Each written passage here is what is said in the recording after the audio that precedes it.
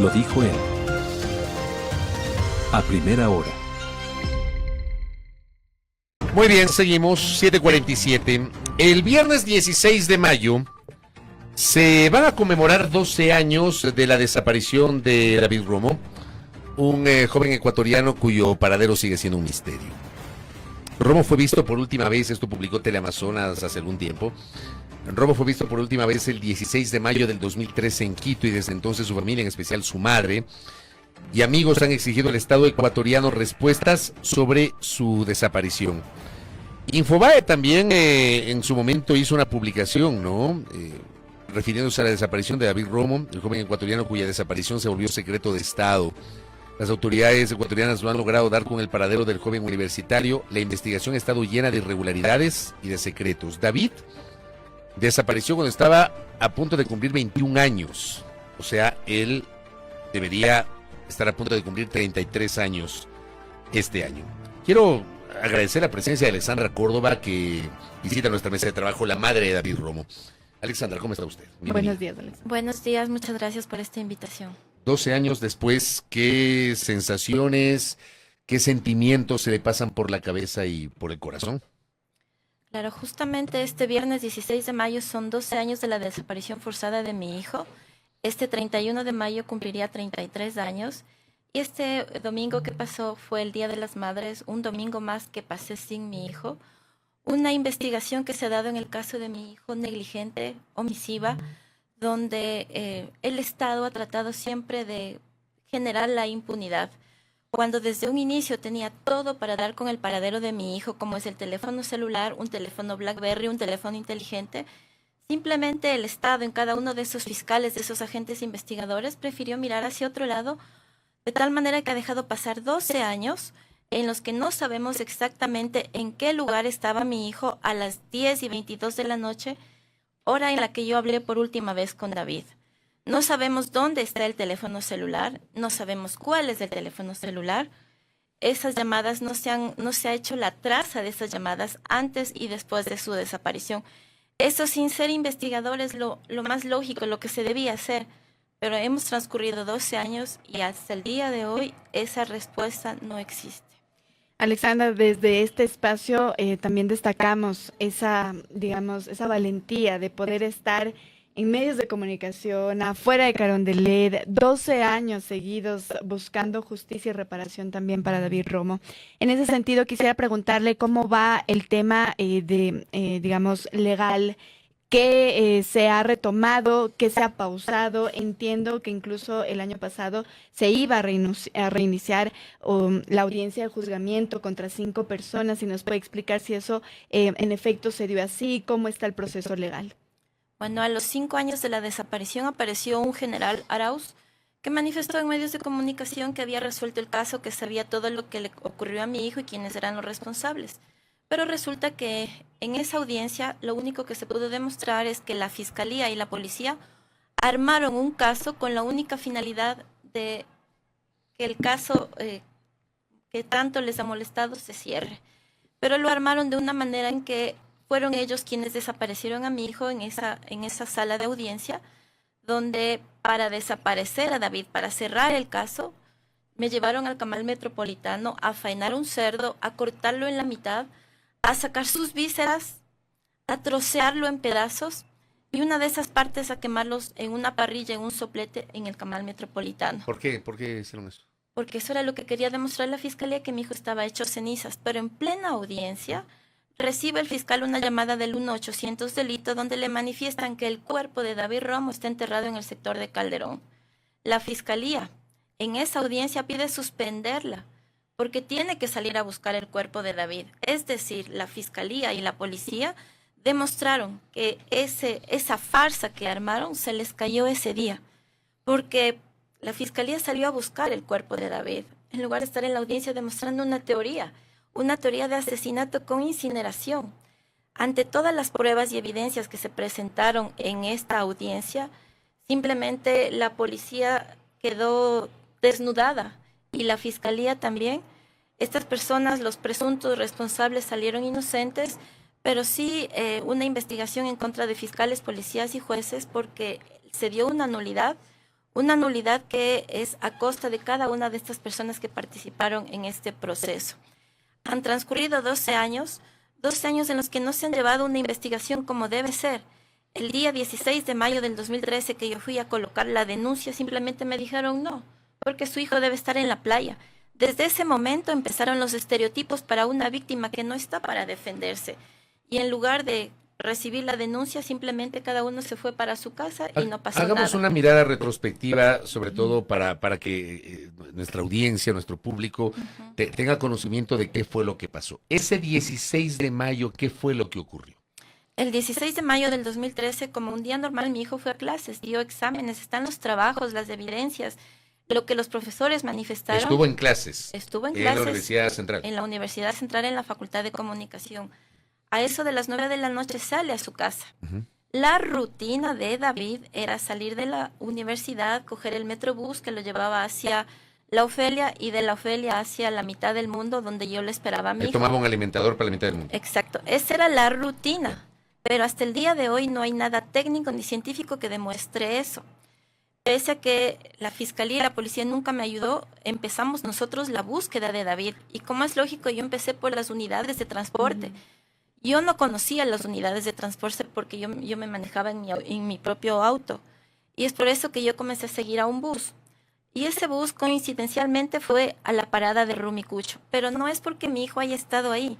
Sin embargo, desde el día lunes que ya empezó la Fiscalía por la presión mediática y por los compañeros de David, empezaron a hacer las investigaciones, todos se centraron en el sector de Rumicucho.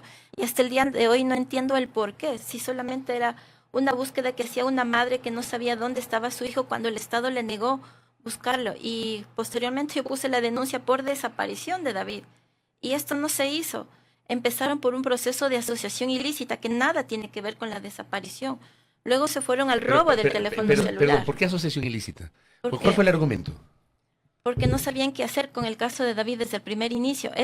Pero no tiene sentido esa fue una manera de desviar la investigación para ocultar el verdadero paradero de mi hijo y una investigación que simplemente se fue para donde ellos querían, más no lo que decía el teléfono celular, la ruta técnica, lo que nosotros como familia manifestábamos, que mi hijo me dijo que cuando yo hablé con mi hijo a las 10:22 que no podía hablar más alto porque alguien lo bajaba del bus y hablábamos alto. Y esos alguien parecían ser policías. Eso fue lo que me dijo mi hijo. Pero sin embargo la policía, la fiscalía, eso no lo tomó en cuenta. Y se fueron por ese proceso de asociación ilícita que nada tuvo que ver. En contra ahí de quienes eran dueños de de las unidades. En contra de los señores del bus, del controlador y del chofer de ese bus. Salieron sobreseídos porque no hubo ninguna prueba. Posteriormente el ministro Por eso me extraña ese delito, ¿no? Claro, posteriormente el ministro del Interior con el general de aquella época manifiestan en un medio de comunicación que encontraron el teléfono celular. Como madre y veo una autoridad que dice que encontraron el teléfono, yo le creo. Pero cuando se empiezan a hacer las diferentes pericias de ese teléfono celular, resulta que el email que consta en esa pericia que está en criminalística no corresponde al email que la operadora Movistar nos reporta como el teléfono de mi hijo. Una pericia no puede equivocarse en un dígito porque ya no es ese número. Peor 4 dígitos como ocurrió en el caso de David. Hasta el día de hoy estamos exigiendo que se haga esa pericia telefónica, que no solamente se busque ese teléfono, sino que se haga el trazado de cada una de esas llamadas del 16 de mayo para poder establecer el lugar en donde estaba mi hijo. Como le manifesté, hicieron un proceso por asociación ilícita, se fueron por el robo, por ocultamiento de cosa robada, por trata de personas, hasta llegar a un asesinato. Pero para llegar a este asesinato pusieron 2 años y medio de una total reserva para la víctima que soy yo, la madre de David. Algo completamente ilegal. ¿Alegando qué? Simplemente porque se les podía caer la investigación. No tenían argumentos lógicos, creíbles para esto.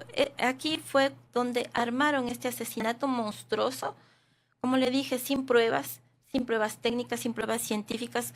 Simplemente cogieron un grupo de personas, un grupo de presidiarios de la cárcel de Cotopaxi para armar esta teoría. Personas que en la audiencia fueron a manifestar que la fiscalía le pagó para que fueran a decir ciertas cosas. Estos fueron las 5 personas a las que se les siguió este proceso. Así por es. desmembramiento, incluso incineración, supuestamente de David Romo. Estas fueron las 5 personas. Y estas fueron los 5 presuntos responsables. Pero ellos armaron la teoría, la fiscalía y la policía, con personas, con testigos de las cárceles. Ese fue el caso de la desaparición forzada de mi hijo, que hasta el día de hoy no tiene respuesta. Y la fiscalía, por ser un caso muy especial, me da dos procesos investigativos. En la unidad de transparencia y lucha contra la corrupción, y el otro está en la Comisión de la Verdad y Derechos Humanos. Son 2 fiscales, una sola víctima, pero ninguno de los 2 fiscales hasta el día de hoy tiene algo para decirme dónde está mi hijo.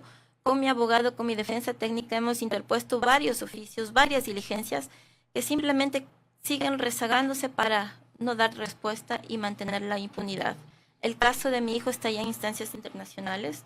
La Comisión Interamericana ha pedido ya respuestas al Estado, el Estado ha respondido.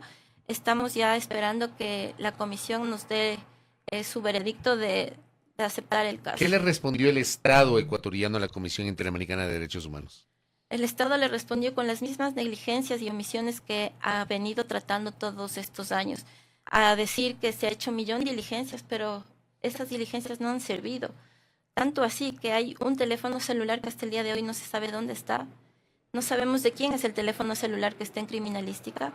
No sabemos dónde estuvo mi hijo a las 10:22 de la noche. Pero ese teléfono celular que está en criminalística, ¿no lo ha visto su abogado, usted, nadie? ¿No lo ha visto? No lo hemos visto nosotros. Y más que verlo, necesitamos saber dónde está el teléfono celular de mi hijo para con eso poder saber establecer dónde estuvo mi hijo a las 10:22 de la noche. Usted no puede hacer una investigación, una búsqueda sin saber el último rastro de esa persona. Todas las búsquedas, las más de 5.000 búsquedas que ha hecho la policía y la fiscalía, las han hecho al azar para que la ciudadanía, los medios de comunicación vean cuánto están trabajando, pero son diligencias que no han servido de nada. ¿Qué ocurrió con este caso en donde se los procesó a estas 5 personas? ¿Sigue abierto? ¿En qué quedó? No, ese caso se cerró porque no hubo pruebas, más bien fiscales, policías y jueces tienen que ser investigados. Claro que la fiscalía debió iniciar una investigación de oficio, cosa que hasta el día de hoy no lo ha hecho. Sin embargo, dentro de la desaparición forzada de David están denunciadas estas personas también, pero igual la investigación no se hace. No quieren investigar a cada una de estas personas. No entiendo el por qué, o mejor dicho, no quiero entender el por qué, porque simplemente cuando el Estado es responsable de ciertas diligencias, de ciertos delitos, de ciertas omisiones, lo único que hace es tapar, encubrir y mirar hacia otro lado. Algo que ha pasado en el caso de David. La prueba es que 12 años, más de 5.000 diligencias, un sinnúmero de agentes investigadores, de fiscales. El caso de David fue desde el 2013, donde se manejó únicamente por las máximas autoridades de esa época, y la respuesta es que mi hijo sigue desaparecido. Eso debe llamar mucho la atención, no solamente a la ciudadanía, a los medios de comunicación, sino también a las autoridades de esta época.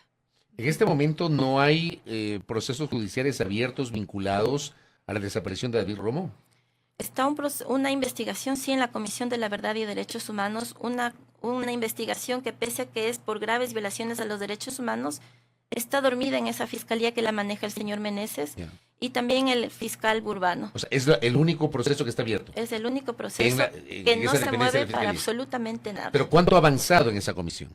No ha avanzado absolutamente nada. Para mí, el caso de mi hijo, al día de hoy, es peor que al inicio, porque al inicio por lo menos no se sabía nada y recién se empezaba a buscar.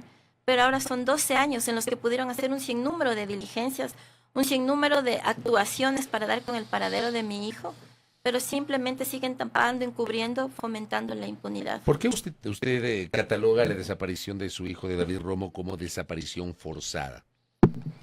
El mismo hecho de que sean 12 años sin una respuesta, en los que el Estado no solamente no ha hecho lo que debe hacer, han existido varias y gravísimas omisiones, sino también que hubo un ocultamiento de más de 2 años y medio, y el mismo hecho de que fiscales y policías incineraron a mi hijo. Esa es una muestra fehaciente de que el Estado hizo todo lo que tuvo en sus manos para tapar el caso de mi hijo, para desviarlo y simplemente para querer cerrar como ellos lo quisieron, sin verdad, sin justicia, sin una verdad que nos diga dónde está mi hijo. A los 12 años lo único que puede darme el Estado es decirme dónde está David. Como le dije, el caso está ya en instancias internacionales que está siendo manejado por el doctor Juan Pablo Elván y la Universidad San Francisco de Quito. ¿Qué podría resultar de estas instancias internacionales? Es decir, ¿de qué se podría acusar incluso al Estado? Al Estado de la desaparición forzada de mi hijo. Directamente. Como tal, al Estado. Aquí en el país es la responsabilidad individual de cada una de las personas que actuaron, como el señor Arauz, como los fiscales que participaron en esta tramoya, y como todos ¿Se refiere al general Arauz? Víctor Así Arauz, es. claro. Sí, a él mismo. A ver, la desaparición de David Romo ocurre en 2013. Ujú. Hablamos del gobierno del presidente Correa, ha pasado el gobierno del presidente Moreno, gobierno del presidente Lazo, gobierno del presidente Noboa. 4 gobiernos han pasado en el contexto de la desaparición de David Romo. ¿Estos gobiernos han dicho algo? ¿Han actuado de alguna manera? ¿Se han sumado tal vez a esta necesidad de buscar la verdad sobre la desaparición de su hijo, Alexandra?